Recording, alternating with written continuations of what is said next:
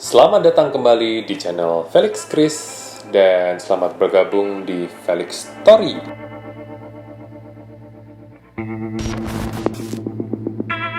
Cerita hari ini adalah tentang salah satu legenda Indonesia, bukan legenda kisah rakyat, tapi salah satu sosok legendaris Indonesia yang sangat terkenal pada masanya dan bahkan sampai sekarang kematiannya pun masih tetap dibahas dan masih banyak dikagumi. Nggak tahu generasi sekarang masih ingat nggak ya, tapi mungkin yang lahir di tahun 90-an, yang besar di tahun 90-an pasti tahu sosok ini. Nah, sebelum tahu siapa sosoknya, jangan lupa klik like, terus di subscribe, karena banyak banget cerita-cerita seru dari Felix Chris buat kamu.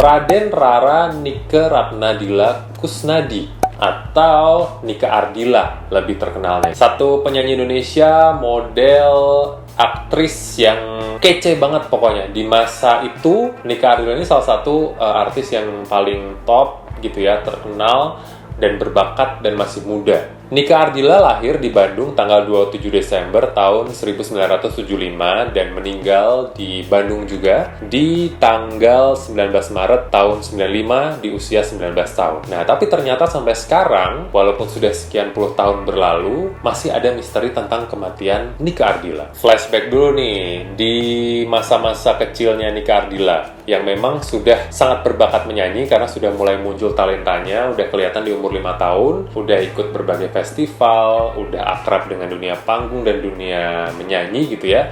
Dan memang udah kelihatan calon-calon orang terkenal nih dari kecil Nike Ardila ini. Akhirnya, karirnya terus berkembang sampai akhirnya Nike Ardila kecil ini bergabung di manajemen Denny Sabri. Waktu itu adalah beliau wartawan senior musik kenamaan pada masa itu. Dan di bawah manajemen Denny Sabri ini, Nike Ardila yang waktu itu masih berstatus siswa sekolah dasar kelas 5, kecil banget, sudah diminta untuk tampil di panggung-panggung musik rock gitu. Jadi memang sudah sangat-sangat terbiasa dari kecil gitu ya untuk tampil di dunia musik. Tahun 1986 Nike Ardila itu mulai rekaman dan merilis single berjudul Lupa Diri. Kemudian lagu itu dimuat di album kompilasi berjudul Bandung Rock Power yang dirilis tahun 1987. Terus fast forward lagi di tahun 1989, Nike Ardila mulai mencoba dunia acting dengan main di sebuah film layar lebar berjudul Gadis Foto Model. Di tahun yang sama Nike Ardila bergabung dengan proyek Q Records dan bersama label itu, Nike akhirnya berhasil merilis album berjudul Seberkas Sinar yang diproduseri oleh Deddy Dores. Dan di album ini, Nike yang tadinya memakai nama panggung Nike Astrina itu mengubah namanya menjadi Nike Ardila. Mungkin hoki kali ya, habis mengubah nama jadi Nike Ardila, dia makin pesat karirnya.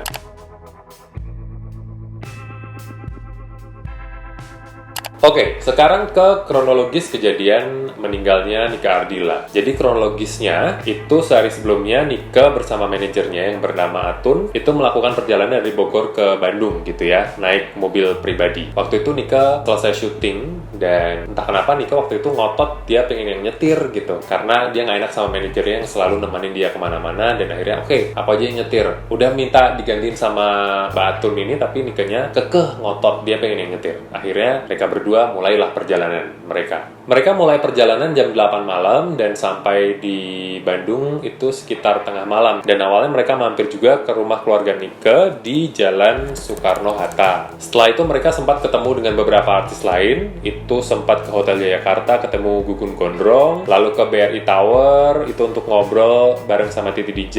Dan jam 3 pagi Nike sama manajernya mulai ngerasa lapar. Akhirnya mereka memutuskan untuk keluar dan makan di restoran Kintamani. Lalu sempat juga mampir lagi ke Hotel Jayakarta buat ngobrol lagi sama Gugun Gondrong. Di jam 5.30 pagi, akhirnya mereka memutuskan untuk kembali ke Bogor karena Nike memang ada jadwal syuting pagi gitu ya, di jam 8 pagi. Jadi memang agak ngebut sih, karena memang terburu-buru waktu. Tapi karena pagi, jadi masih agak sepi nih jalannya. Nah, sampai di jalan R.E. Marta Dinata, atau dikenal juga dengan nama Jalan Riau, ternyata mobilnya Nike ini terhalang oleh sebuah mobil berwarna merah yang agak pelan di jalannya. Jadi Nike memutuskan untuk nyalip ke depan mobil warna merah ini. Tapi nahasnya dari arah berlawanan itu ada mobil Daihatsu TAF yang lumayan kenceng. Jadi akhirnya Nike banting setir ke arah kiri, terus nabrak pohon beringin dan terpental ke beton bak sampah sampai akhirnya ya hancur mobilnya. Sayangnya Nike waktu itu tidak memakai sabuk pengaman, jadi sepertinya lukanya cukup parah gitu. Mereka akhirnya Nike dan manajernya dibawa ke rumah sakit. Sang manajer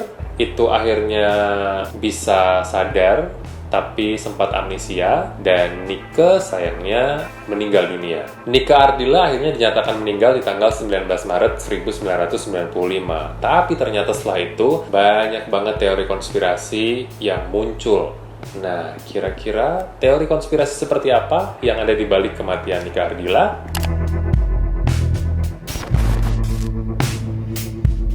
Yang pertama tentang penggunaan atau konsumsi obat-obatan terlarang dan minuman keras. Nah, ini yang menjadi salah satu teori konspirasi kenapa akhirnya mobil yang dikendarai Nike Ardila itu kecelakaan. Karena ketika Nike Ardila nyetir mobil, itu dia nggak bisa fokus, dan itu karena ada di bawah pengaruh alkohol dan obat-obatan terlarang. Tapi ternyata ketika polisi memeriksa, itu tidak ditemukan adanya penggunaan narkoba atau alkohol dalam jumlah besar yang ada di tubuh Nike Ardila. Jadi teori itu gugur otomatis. Tapi sayangnya walaupun begitu, kabar tentang penggunaan narkoba ini sudah terlanjur mencuat. Jadi istilahnya ya namanya Nike Ardila sudah tercoreng gara-gara salah satu kabar yang gak enak ini, penggunaan narkoba ketika Nike Ardila nyetir mobil.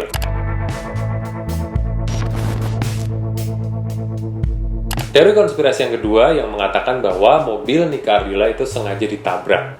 Tapi kenapa dan oleh siapa yang menabrak? Saat kecelakaan ini, Nike Ardila itu kan mengendarai Honda Civic gitu ya, dengan warna biru metalik. Kemudian pas dia nyalip mobil merah yang ada di depannya, itu mendadak ada Daihatsu TAF gitu ya di depannya. Jadi itu membuat Nike Ardila banting setir dan menabrak pohon beringin. Nah, misterinya ada yang bilang kalau ternyata mobil Nike ini pas mau nyalip itu dipepet mobil hardtop gitu. Jadi dia nggak bisa kemana-mana, yang membuat akhirnya dia harus berhadapan depan-depanan sama Daihatsu TAF yang dari arah berlawanan, sampai akhirnya Nike harus banting setir ke arah kiri gitu. Itu salah satu teori lain yang mengatakan bahwa memang disetting, tapi ternyata dari pihak kepolisian mengatakan bahwa kejadian kecelakaan ini murni tidak disengaja atau tidak direncanakan. Nah, jadi sudah ada dua teori nih, yang satu tentang pemakaian narkoba dan minuman keras, yang satu tentang kecelakaan yang direncanakan. Adakah teori konspirasi yang ketiga?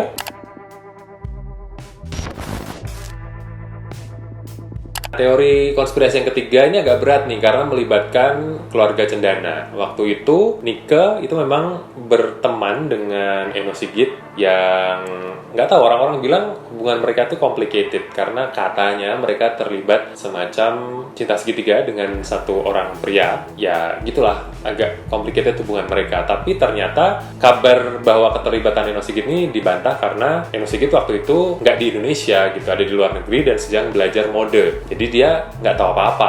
Yang menjadi pemicu munculnya teori bahwa ada keterlibatan dari keluarga cendana itu ketika Eno Sigit ditanya, dia ini menjawab, tapi bukan saya loh. Nah, dari jawaban itu akhirnya muncul kok seolah-olah memang ada skenario nih yang memang disetting dan membuat akhirnya terjadi kecelakaan tragis Nike Ardila. Tapi kita memang nggak pernah tahu akhirnya seperti apa sekarang.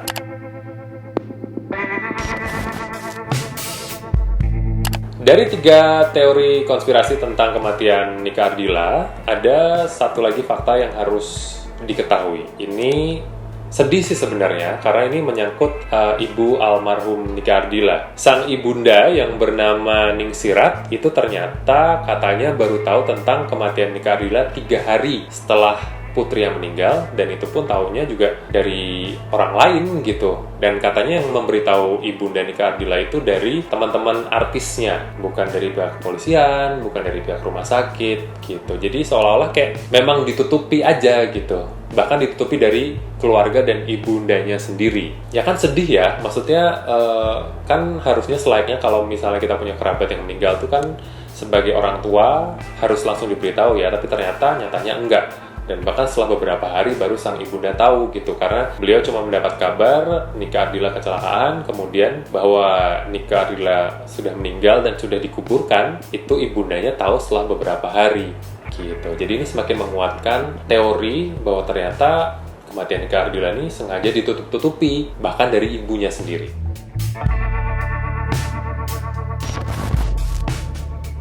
Nah, itulah cerita dan teori konspirasi di balik kematian Nike Ardila. Terima kasih buat kamu yang sudah menyimak Felix Story kali ini. Dan jangan lupa klik like dan subscribe. Dan sampai ketemu lagi di Felix Story selanjutnya. Bye-bye. Bye-bye.